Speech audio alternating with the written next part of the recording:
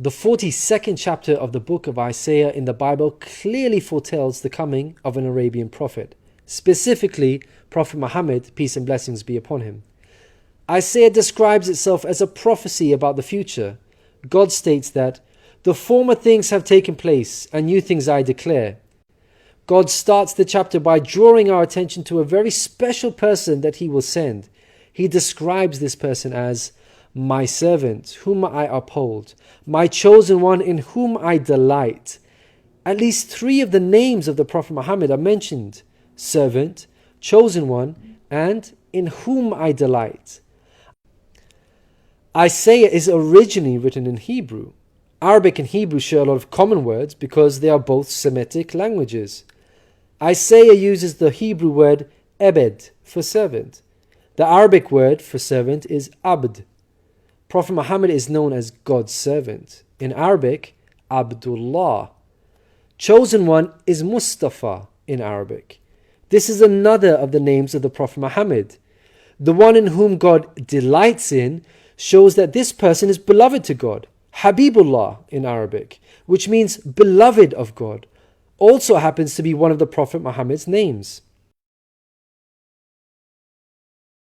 In Isaiah, God also reveals the location of this special person.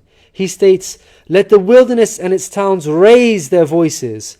Let the settlements where Kedar lives rejoice." Out of all the nations on earth that God inspired Isaiah to mention, he chose to highlight Kedar's location, so we should pay special attention. Throughout the Bible, Kedar and his sons are linked to Arabia. For example, the book of Ezekiel tells us that Arabia and all the princes of Kedar were your favorite dealers in lambs, rams, and goats. In these they did business with you.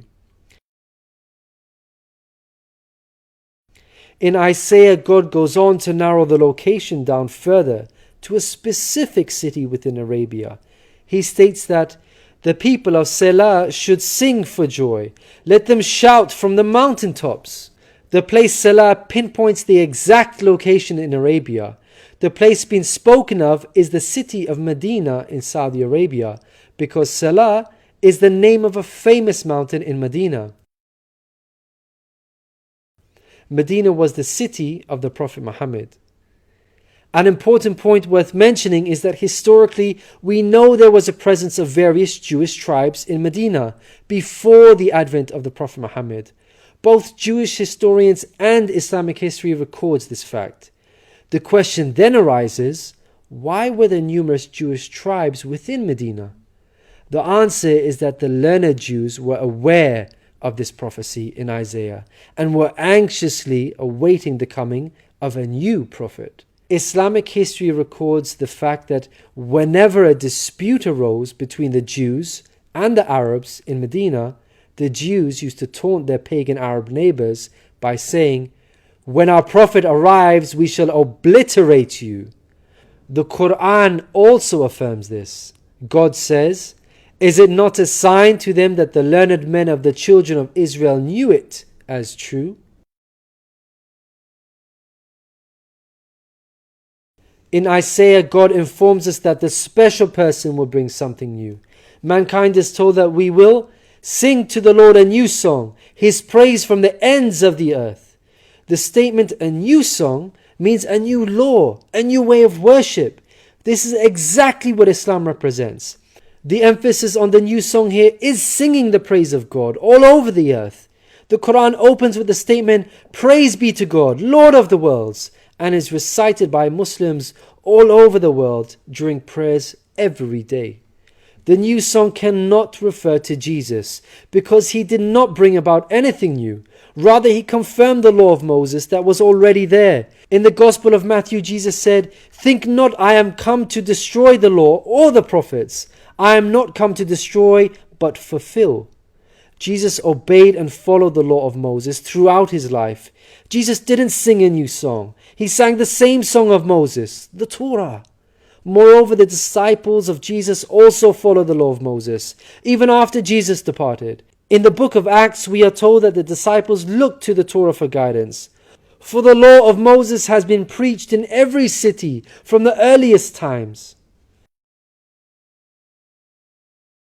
In Isaiah, God emphasizes the universal mission of the coming person by mentioning that he will be made a covenant for the people and a light for the Gentiles.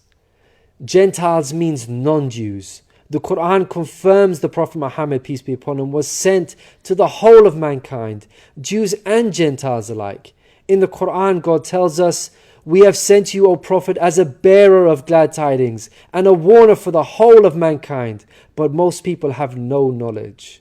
The verse in Isaiah cannot apply to Jesus, because in the Gospel of Matthew, Jesus said, "I was sent only to the lost sheep of Israel." In Isaiah, God further states that he will lead the blind by ways they have not known.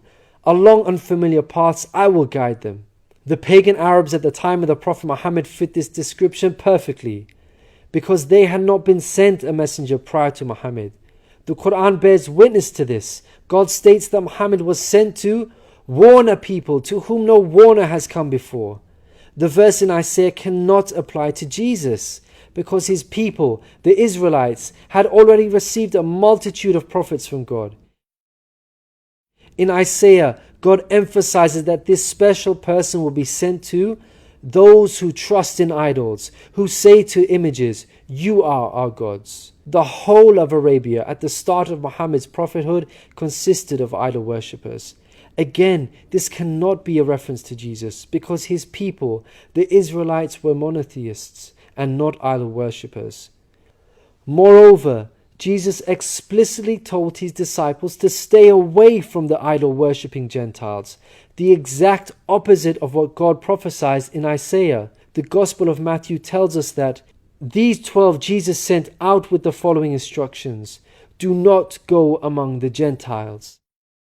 In Isaiah, God states that this special person will be a warrior and will go forth as a mighty man. He shall stir up jealousy like a man of war. He shall cry, yea, roar. He shall prevail against his enemies. Throughout history, God has dealt sternly with those who are sent guidance and persist in disbelief.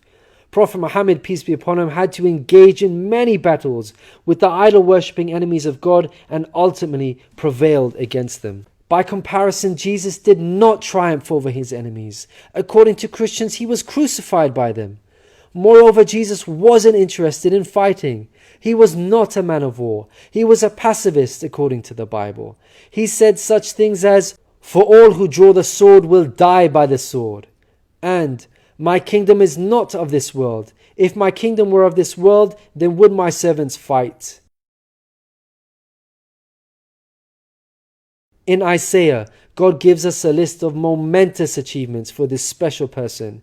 Chief of these is that the idol worshippers will be turned back in utter shame. Not only did the Prophet Muhammad conquer Mecca, the pagan capital of Arabia, but by the end of his life, in just 23 short years of prophethood, Arabia had shunned idol worship and now worshipped the one true God of Abraham. This cannot apply to Jesus, as it was Christians themselves who were humiliated and greatly ashamed for hundreds of years after Jesus. They were persecuted at the hands of the Roman Empire, who were idol worshippers. They executed some of the apostles of Jesus, such as Peter and Paul. Christians were tortured and even fed to the lions. Finally, Isaiah closes with an admonishment from God. "Hear, you deaf. Look, you blind, and see. You have seen many things, but you pay no attention. Your ears are open, but you do not listen. Which of you will listen to this or pay close attention in time to come?" It seems clear that the deaf and blind God is talking about in this verse are those who reject Prophet Muhammad, peace be upon him. Who among you will heed God by acknowledging him? Who will listen and pay close attention in time to come? الذين يتبعون الرسول النبي الأمي الذي يجدونه مكتوبا عندهم في التوراة والإنجيل يأمرهم بالمعروف